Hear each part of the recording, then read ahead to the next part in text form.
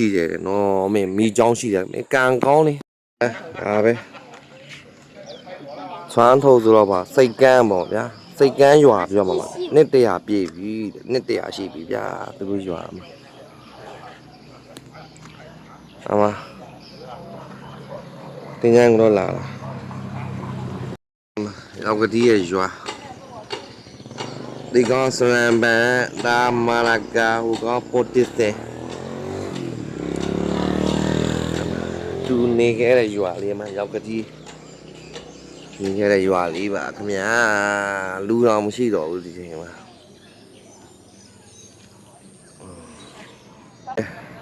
ဒီလိုကြောင်းလေးပါကြောင်းလေး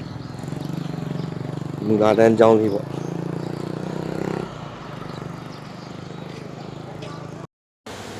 ကဲဒီလိုရွာရဲ့ဓမ္မယုံပေါ့ဗျာ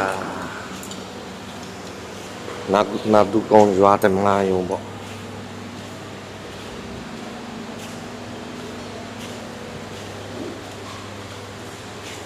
ဟိုမှာတင်းញိုင်းကတော့ပွဲလာကြတာဓမ္မယုံလာတာပါတင်းញိုင်းကတော့ပွဲလာတာရောက်ကတိရအမပြောတာမင်းလောက်တာတော့မင်းရှယ်ပဲနော်မင်းရွာလာပြောတာဟိုမှာ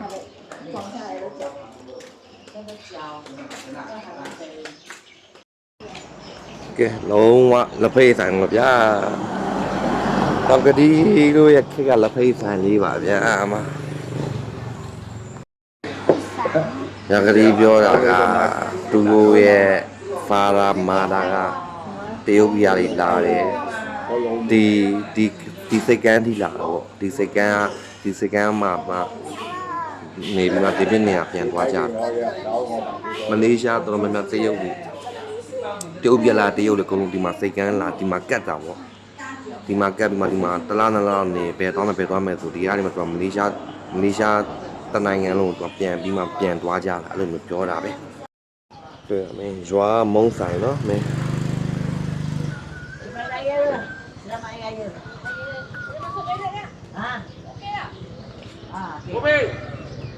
ဒီမှာသူကဒီမှာကတ်တာရောက်ကတိရဲ့ဖာရာမာရာသူဒီစိတ်ကန်းမှာကတ်တာအရင်တော့တရုတ်လေးတော်တော်များများသူတို့မျိုးနွယ်တွေဒီဘက်ကိုကတ်တာပေါ့ဗျာသူကစိတ်ကန်းတွေတော့အများကြီးရှိရယ်သူကဒီစိတ်ကန်းကိုဒီမှာကတ်တာပေါ့အဲ့ဟာပါပဲသင်သားတို့ဘလို့ကတ်တာလဲဆိုတော့အခုမှတည်းကစိတ်ကန်းလေးရှိတယ်သူကပြောဒီရောက်သွားရင်ပင်နဲ့ထွက်ပြီဟိုဘက်မှာပင်နဲ့အကြီးမှကြောက်တော့စိတ်ကန်းကတင်မောအကြီးကတ်တယ်ပြီးကြမှာသူဒီကိုသူတို့က